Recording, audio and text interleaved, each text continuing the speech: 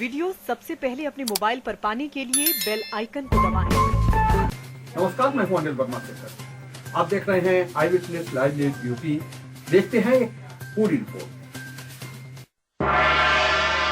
तत्पश्चात Messrs CP milk and food product private limited के श्री अनुज अग्रवाल जी से अनुरोध है कि आप मंच पर आएं और माननीय मुख्यमंत्री महोदय के कर कमलों से अपने आवंटन पत्र को प्राप्त करें। Messrs CP milk and food product private limited के श्री अनुज अग्रवाल निदेशक महोदय 5 एकड़ के क्षेत्रफल में 118 करोड़ का पूर्वी उत्तर प्रदेश के नौजवानों के लिए रोजगार और नौकरी हेतु व्यापक निवेश की संभावनाओं और भूमि आवंटन के आज के इस कार्यक्रम में मंच पर उपस्थित माननीय सांसद श्री रवि किशन जी, माननीय सांसद बांसगांव श्री कमलेश पासवान जी, भारतीय जनता पार्टी के क्षेत्रीय अध्यक्ष डॉक्टर धर्मेंद्र सिंह जी, महापौर गोरखपुर श्री सीताराम जायसवाल जी, माननीय विधायक सहजनवा श्री प्रदीप शुक्ला जी, विधायक खजनी श्री श्रीराम चौहान जी, विधायक गोरखपुर ग्रामीण श्री विपिन सिंह जी, भारतीय जनता पार्टी के जिला के अध्यक्ष Yudhishthir Singh ji, chamber of industries के अध्यक्ष श्री विष्णुजीत सरिया जी, श्री रामपाल सिंह जी, उदय भान सिंह जी, ब्लॉक प्रमुख दिलीप यादव जी, रमेश सिंह जी, अपर मुख्य सचिव औद्योगिक विकास श्री अरविंद कुमार जी,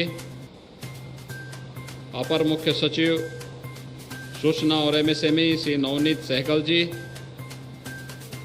उत्तर प्रदेश सरकार के अपर मुख्य सचिव पशुधन श्री रजनीश दुबे जी, आज के इस कार्यक्रम में उपस्थित सभी माननीय जनप्रतिनिधिगण और उपस्थित भाइयों बहनों, एक साथ यहाँ पर आज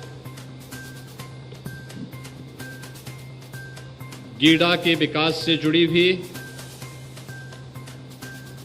गोरखपुर समेत पूर्वी उत्तर प्रदेश के नौजवानों के रोजगार और गीडा में व्यापक निवेश की तमाम संभावनाओं को आगे बढ़ाने का एक कार्यक्रम यहाँ पर आयोजित किया गया है। मैं इसके लिए गीडा प्रशासन को हृदय से धन्यवाद देते हुए आप सभी का हृदय से आपको बधाई देता हूं। आप सबको मैं अपनी शुभकामनाएं भी देता हूं।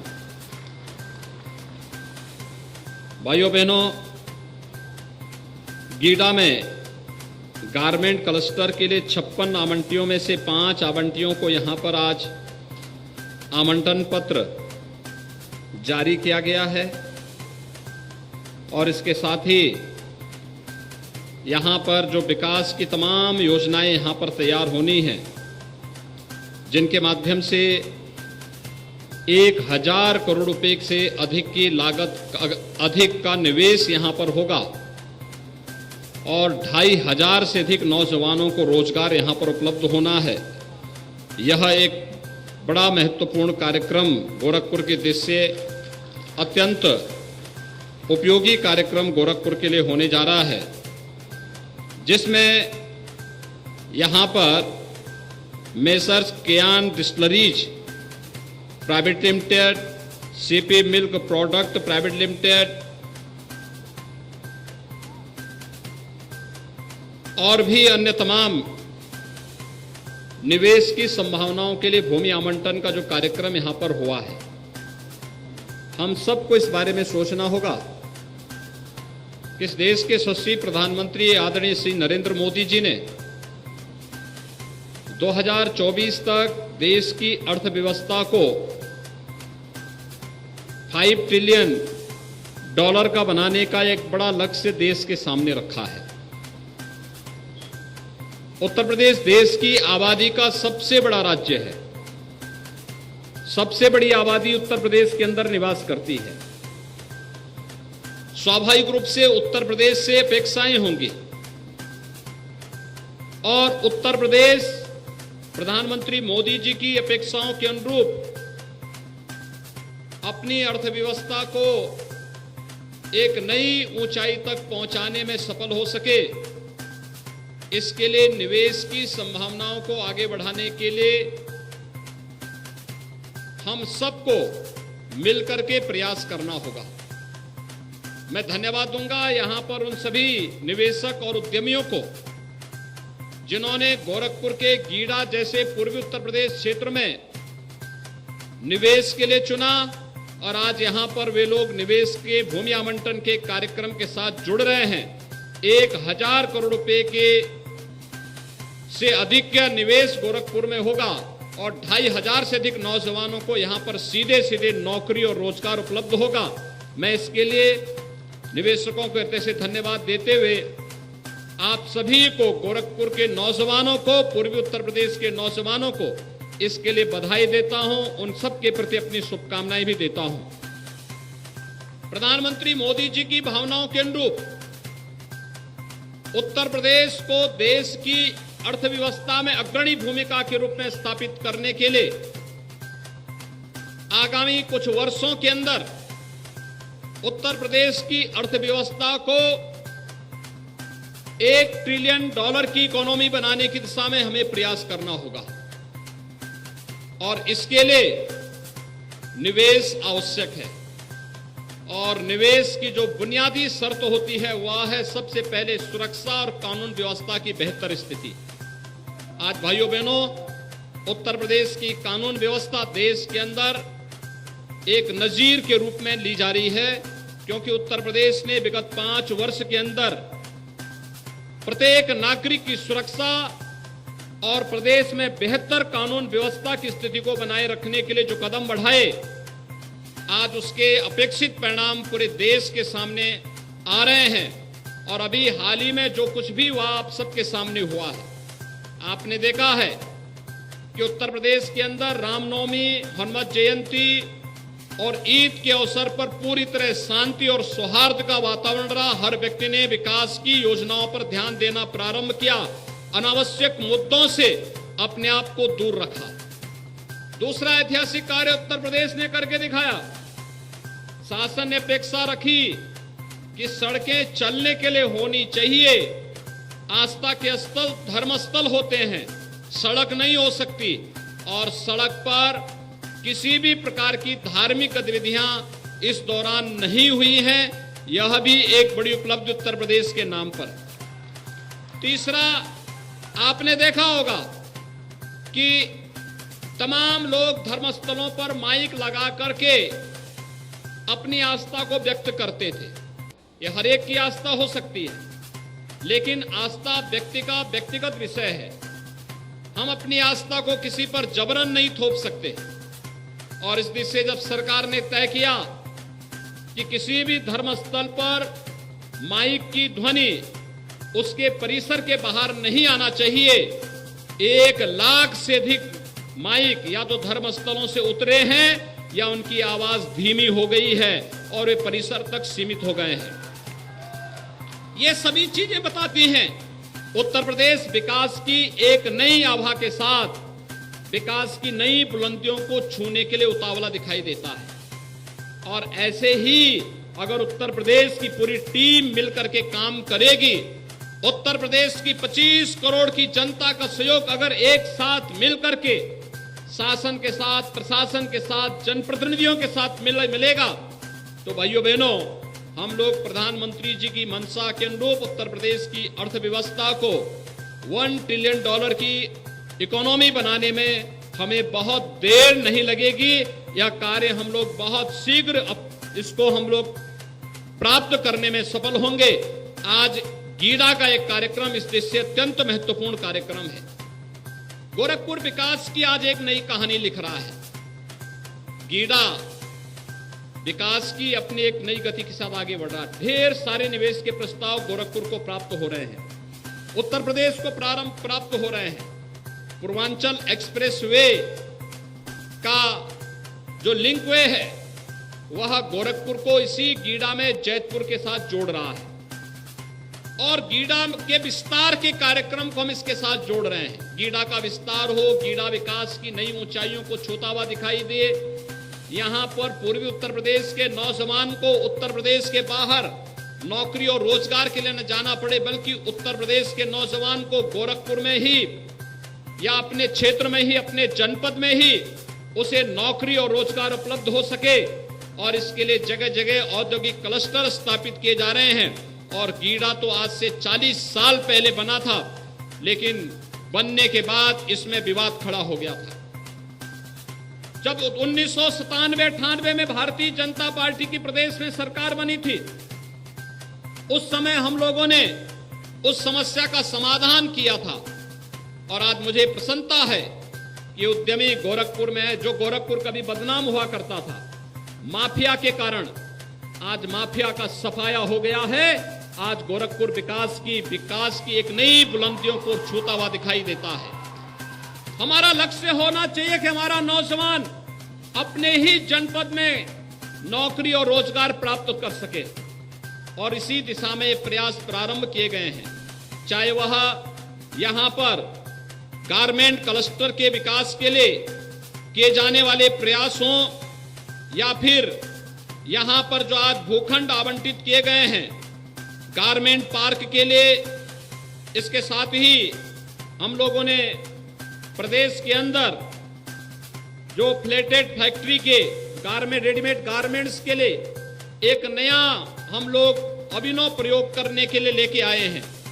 और मुझे विश्वास है कि जो व्यापक संभावनाएं यहां पर अभी से कुछ उद्यमी मैं देख रहा था जो गीडा में उद्योग लगे हैं, जिन लोगों ने निवेश किया है, वे क्या क्या कार्य यहां पर कर रहे हैं, हम लोगों ने बहुत नजदीक से यहां पर लगी हुई प्रदर्शनी के माध्यम से देखा है। रेडीमेड गारमेंट का कार्य कितना अच्छा हो सकता है और उसकी मार्केटिंग कितनी अच्छी हो सकती है, यहां पर पहले से लगे हुए उद्यम इस बात को प्रमाणित करते हैं। और जब प्लेटेड फैक्ट्री की परियोजना कार्य रूप लेगी तो एक ही मल्टी स्टोरी बिल्डिंग पर तमाम रेडीमेड गारमेंट्स के उद्यम लगेंगे, उसमें निवेश होगा, हजारों नौजवानों को, महिलाओं को यहीं पे रोजगार प्राप्त होगा। और वहीं से विकास की इस प्रक्रिया के साथ जुड़ करके अपनी ऊर्जा और अपनी प्रतिभा का लाभ पूर्वी उत्तर प्रदेश को देंगे, गोरखपुर को देंगे, पूर्वी उत्तर प्रदेश को देंगे। और उनके द्वारा जो पूंजी कमाई जाएगी उसका उपयोग भी हम पूर्वी उत्तर प्रदेश के विकास में करने में सफल होंगे। प्लास्टिक पार्क की परियोजना भी यहां पर मूर्त रूप लेने जा रही है। उसके लिए जमीन अधिग्रहण की कार्रवाई अंतिम चरण में चल रही है। ऐसे ही अन्य तमाम परियोजनाएं यहां पर हम लोग लागू करने जा रहे हैं। खासतौर पर आईटी पार्क के निर्माण की कार्रवाई भी यहां पर पूरी तरह आगे बढ़ रही है। उसके लिए भूमि आवंटन का कार्य भी आगे बढ़ चुका है। लगे हुए उद्योगों को या तो जीरो लिक्विड डिस्चार्ज के माध्यम से वे लोग पॉल्यूशन फ्री उद्यम होंगे, या फिर गीडा के साथ मिलकर के यहां पर सीटीपी का निर्माण करके नदी में कहीं भी कोई भी प्रदूषण न गिरे और हमारी नदियां भी स्वच्छ और सुंदर बनी रहें।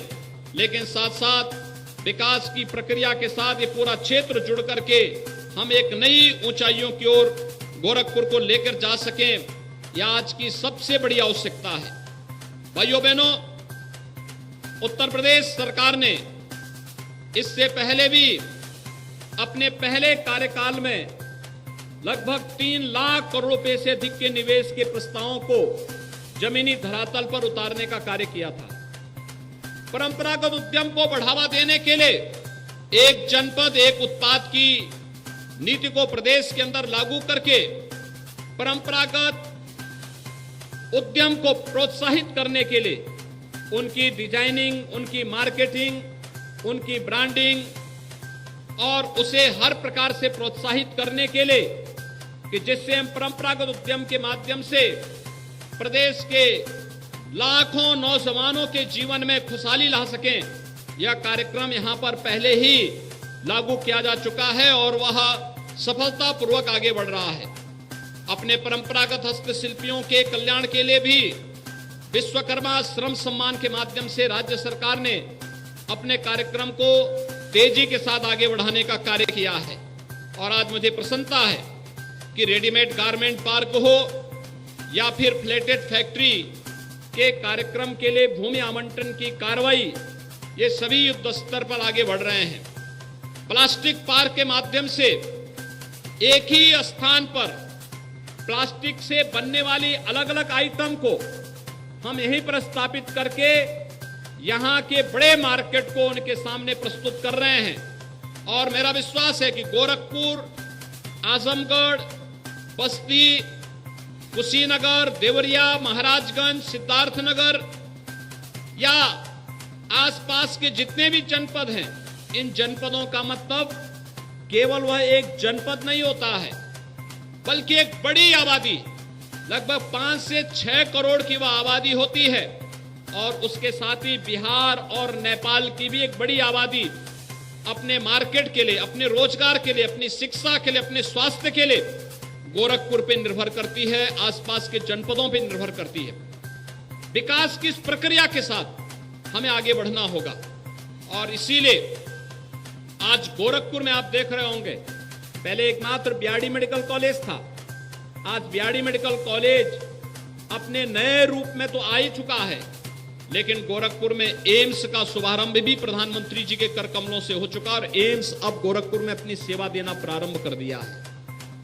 पहले यहां पर फर्टिलाइजर कारखाना 1990 में बंद हो गया था, आज गोरखपुर का फर्टिलाइजर कारखाना फिर से नए सिरे से उर्वरक का उत्पादन कर रहा है और न केवल उत्तर प्रदेश में बल्कि देश के कई राज्यों को उर्वरक की सप्लाई गोरखपुर का फर्टिलाइजर कारखाना ही वर्तमान में करना प्रारंभ कर दिया है।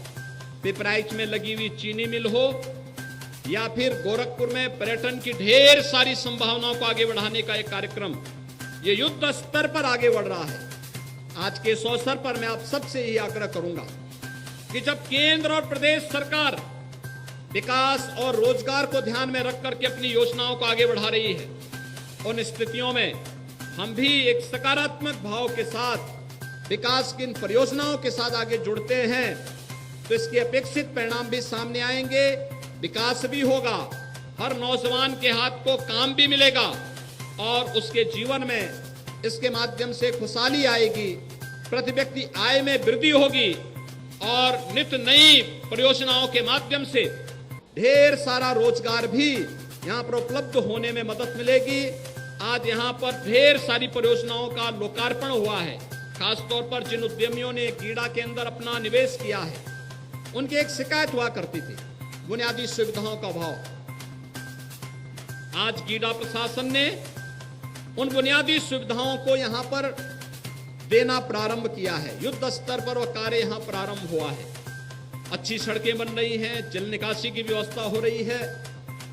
जितने भी उद्यमी यहां पर हैं, खासतौर पर चेंबर ऑफ ट्रेडर्स से मैं कहूंगा, चेंबर ऑफ कॉमर्स से मैं कहूंगा या चेंबर ऑफ इंडस्ट्रीज से मैं कहूंगा कि हमारा प्रयास हो कि गीडा प्रशासन के साथ मिलकर के इस पूरा गीडा क्षेत्र में जितनी भी खाली लैंड है, अधिक से अधिक हम लोग वृक्षारोपण के कार्यक्रम को करके इसको न केवल बुनियादी सुविधाएं हों बल्कि इसको हरा भरा बनाने में भी अपना योगदान दें, जिससे यह क्षेत्र अपने आप ही एक आध्यात्मिक और विकास का माहौल यहां पर बनता हुआ दिखाई देगा।